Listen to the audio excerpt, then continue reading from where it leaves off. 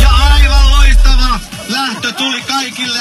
Siellä on pientä kangistumista meinaa tapahtua, mutta lämpötila uudelleen lähtee käyntiin. Ja siellä ollaan puolivälikrouissa ihan tasarintamaa tullaan, mutta Anne Uotinen meinaa viedä potin, koska hänellä on hiukan avatointitaustaa ja Annehan se sieltä tuli voittajana.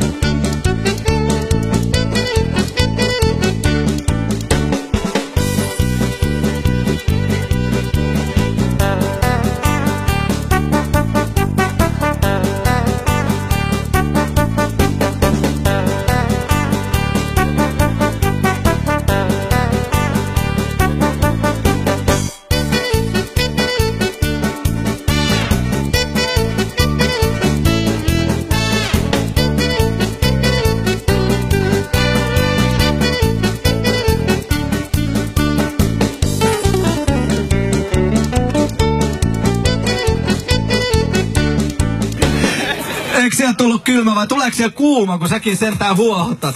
Kyllä varmaan kuuma tuli.